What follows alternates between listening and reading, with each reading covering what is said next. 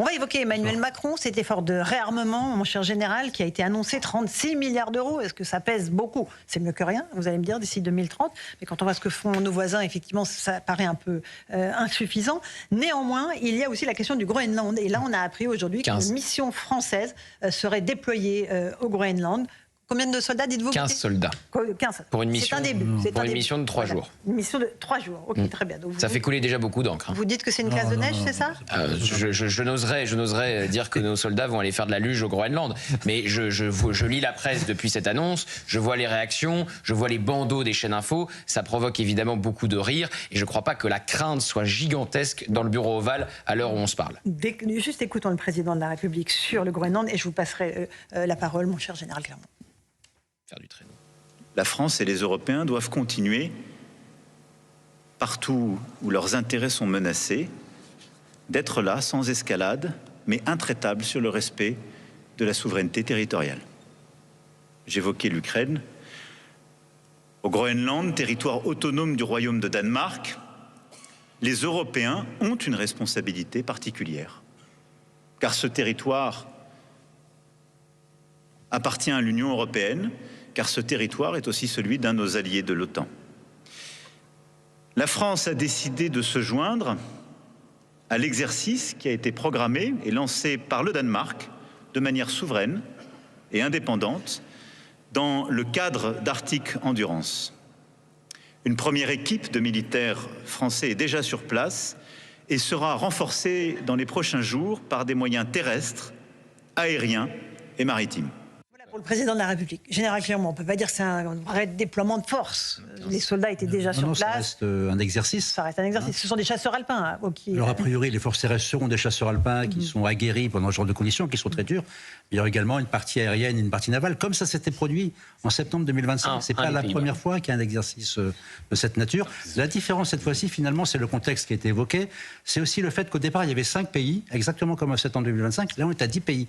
C'est-à-dire tout d'un coup, cet exercice qui est initié par le Danemark trouve une adhésion dans le cadre d'une gesticulation qui a double tranchant. C'est-à-dire qu'à la fois, on pense qu'elle s'adresse surtout à Trump, mais en réalité, on dit non, c'est pas Trump, c'est les Chinois et les Russes. D'accord. Ambiguïté. Gesticulation qui reprend le mot à son compte, Éric Nolot, peut-être? Non, moi je dirais pas ça, parce que en fait, jamais rien ne va, quoi. Si vous envoyez 15 soldats... Ça va pas. Gauthier faisait allusion, on se gondole. Si vous en avez 2 bataillons, c'est un va-t-en-guerre, il veut que nos fils meurent, etc. Il faudrait choisir.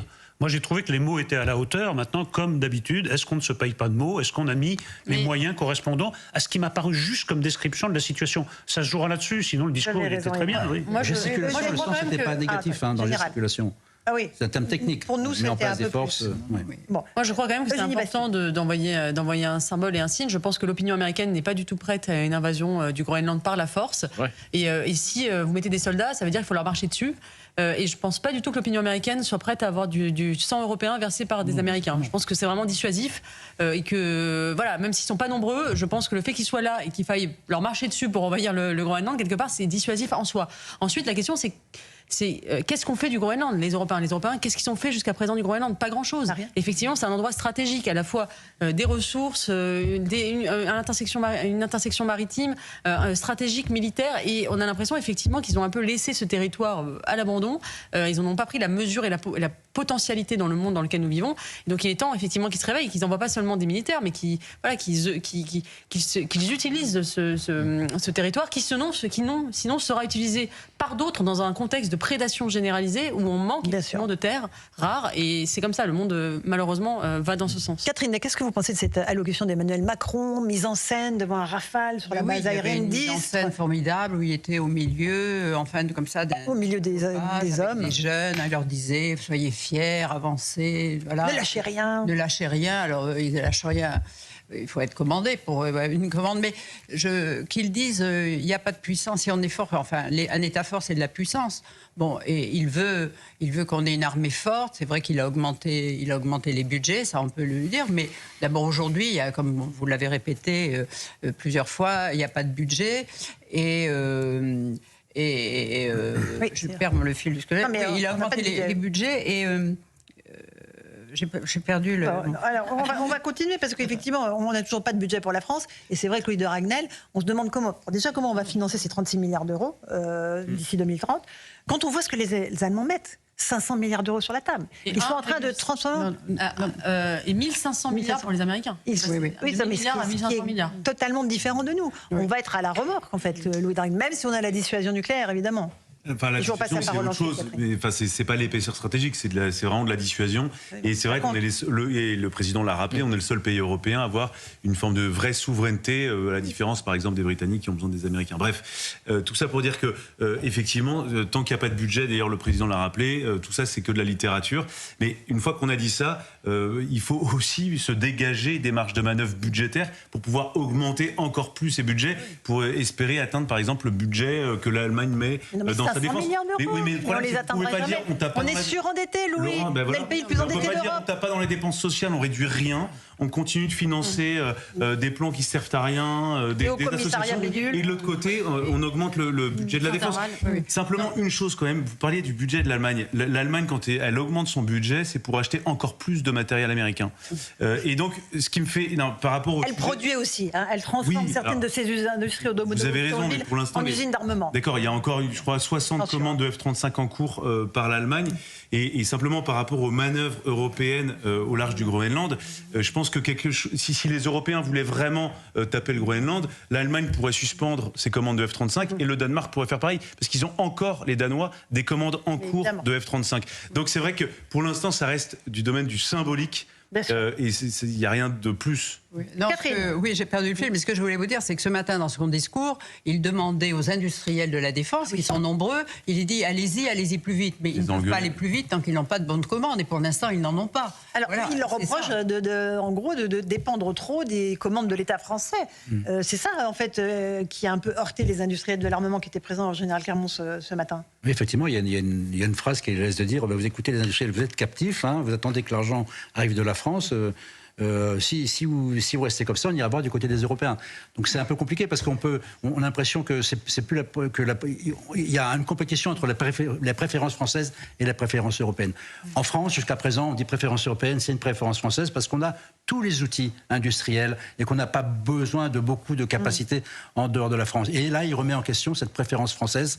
Et ça, pour les industriels, c'est difficile. Dans ce cas-là, il faut abandonner le projet SCAF d'avion de combat du futur franco-allemand. Il ne l'a pas évoqué. Moi, je trouve que vous ne pouvez pas engueuler, parce qu'en fait, il a engueulé les industriels en leur disant vous attendez je caricature à peine, vous attendez la vache à lait que représente l'État français pour pouvoir vous développer économiquement. Et c'est la raison que vous invoquez à chaque fois pour expliquer que vous ne pouvez pas délivrer plus de Rafale par mois, plus de canons César, plus de tout ce que vous voulez. Sauf que l'État français les a mis dans cette situation-là. Et jusqu'à peu, le Rafale s'exportait absolument pas. C'est seulement depuis Jean-Yves Le Drian que le Rafale s'exporte. Aussi parce que, certes, le Rafale est un excellent avion et le général Clermont ne le démentira pas. Mais par ailleurs, parce qu'il y a eu, à l'époque, il faut le reconnaître, une impulsion politique extrêmement forte pour essayer d'exporter cet avion de combat. Il y avait du temps de Jean-Yves Le Drian avec Cyril Lewandowski. Exactement. Quelque chose qui était très organisé, où il réunissait sur l'export, où il réunissait tous les mois tous les industriels de militaires, et il leur disait attention, ne vous battez pas entre vous, partez ensemble pour conquérir des marchés. Et c'est vrai que ça n'a plus. Et c'est l'export qui permet de régénérer l'armée française. Et après eux, ça n'a pas été réorganisé aussi bien. Ça, Gauthier, un petit mot là-dessus. Vous voyez, il y a quelques secondes, à l'antenne, Laurence, je le dis pour les auditeurs d'Europe 1, le bandeau, c'était la phrase d'Emmanuel Macron, pour être craint, il faut être puissant. C'est la phrase qui nous sort depuis cet été quand il parlait à Vladimir Poutine. Cette phrase est juste insupportable. Il n'y a pas moins craint aujourd'hui en Europe qu'Emmanuel Macron. Déjà parce qu'il faudrait que sur la scène nationale, ça soit l'ordre. Or, c'est un désordre absolu, une dissolution inconséquente. On a aujourd'hui le gouvernement qui nous dit qu'il n'y aura pas de budget avant mi-février, une insécurité galopante. Il n'est même pas craint par les OQTF qu'il avait pourtant promis de renvoyer à hauteur de 100% dans les colonnes de valeurs actuelles. Il parlait à Poutine en disant on va s'armer pour être craint. Mais il n'est même pas craint par Tebboune, qui garde encore un otage, c'était rappelé dans le journal à l'instant, Christophe Glaise. Donc il n'est craint par absolument personne. Et ce n'est pas parce qu'il participe à une coalition européenne où les Pays-Bas envoient un soldat et nous où on en envoie 15 que Trump va renoncer à son projet. Et d'ailleurs, j'ajoute que le général Pierre de Villiers disait cette semaine, c'est simple le Groenland, et pour les eaux territoriales et le passage que ça représente, le passage maritime. En ce moment, vous avez le choix. Soit ça tombe entre les mains de la Chine et de la Russie, soit ça tombe entre les mains des Américains. Et l'ancien chef d'état-major disait, je préfère que ce soit les Américains qui contrôlent cela que les Chinois ou les Russes. C'est intéressant. Personne ne le dit comme ça en France. Ça sort du côté manichéen de la chose. Et puis s'il y a ces soldats, très bien, il y a ces soldats et les 15 Français, le monsieur du Pays-Bas et les 30 du Danemark. Très bien. Trump décide de débarquer. Il se passe quoi? On va tirer sur les Américains? Il se passe quoi? Les Américains vont nous tirer dessus. Attendez, vous croyez que les Américains vont nous tirer dessus? Non, je ne crois pas que les Américains vont nous tirer dessus. Je l'espère pas. Mais qu'est-ce qui va se passer? Mais qu'est-ce qui va se passer pour les Européens? On va leur donner ordre de tirer sur les Américains? C'est surtout, est-ce que les Américains vont tirer sur les Européens? Moi, c'est la question que je me pose. C'est une question. Et il y en a une autre. Qu'est-ce qui se passe si les Américains débarquent? Est-ce qu'on tire sur les Américains? Attendez, un malentendu. C'est une mission d'observation, c'est pas des troupes chargées de bloquer. Bien sûr, évidemment, on n'en est pas là. Je fais de la fiction. Je fais de la fiction. D'accord, mais s'il y avait la vraie question, c'est s'il y a une invasion, qu'est-ce qu'on fait? Il y aura pas Eric, attendez, Eric, il n'y a aucune volonté américaine d'envahir le Groenland. Je pense qu'il n'y a pas de planification d'envoi de 30. Il y a une volonté que ça. Non, mais le grand continent aujourd'hui. Ce que veut Donald Trump, c'est gagner la guerre sans avoir en radio et en télé, on ne comprend plus rien. Non, mais ce que souhaite Donald Trump, c'est avoir des accès. Ce qu'il veut, c'est pouvoir mettre la main sur des sous-sols sans avoir à faire la guerre. Il ne veut pas déployer de soldats. Non mais Louis. Et par ailleurs, Louis, il faut que vous laissiez parler le général. Louis, la limite du raisonnement, c'est très bien, il y a un deal. Les Danois cèdent à Trump parce qu'il leur a dit je veux les terres rares, les minerais. On fait un deal. Si les Danois disent on n'est pas achetable, on ne fait pas le deal, il va renoncer. Ça m'étonnerait. Les Danois ou les Inuits? Attendez, Gauthier, les Danois ou les Inuits? C'est plutôt les Danois. Alors on fait une croix sur les Inuits? Qui était reçu hier à la Maison-Blanche par Marco Rubio et J.D. Vance? Qui était reçu hier à la Maison-Blanche par Marco Rubio et J.D. Vance?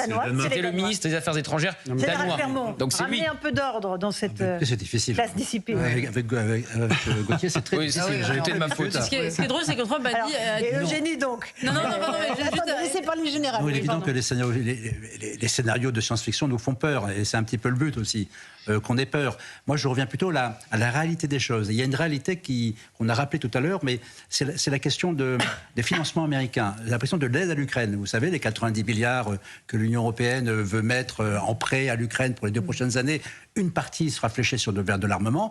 Et il y a eu un débat sur le thème, est-ce que cet armement doit être exclusivement européen ou est-ce qu'il doit être également américain, financé par les Européens? La conclusion est qu'il sera aussi et sans doute largement financé sur les crédits américains. Dernier mot, Eugénie? Non, moi, ce qui m'a dit, c'est que Trump a dit à propos du Groenland. Pardon, allez-y. Mais quand on parle de science-fiction, on dit ils vont débarquer, mais il faut voir quand même ce qu'est le Groenland. C'est 4 fois la France en superficie, sur lequel les 3/4 sont gelés toute l'année. Il y a pendant 4 mois, il fait nuit. Oui. Vous voyez, c'est quand même des difficultés d'accès. Pour l'instant, il y a quelques forages à l'intérieur des îles, mais c'est très très difficile et on n'y arrive pas comme ça. Il faudra du temps. Moi, je crois que pour Trump, cette obsession qu'il a, il a dit d'ailleurs à un journal américain, le New York Times, qu'il y en avait besoin pour son équilibre psychologique, parce qu'il pense être la première. Oui, il dit ça. Il dit qu'il est la première puissance du monde et il voit bien qu'il n'a pas comme son ami Poutine, c'est-à-dire l'espace. Et on voit bien que par rapport à la Russie, l'Amérique c'est toute petite. S'il avait le Groenland, qui lui agrandirait, c'est quand même 4 fois la France. Et on voit bien qu'il y aurait le Groenland, l'Amérique et au milieu le Canada. Donc il n'y a plus qu'à acheter le Canada.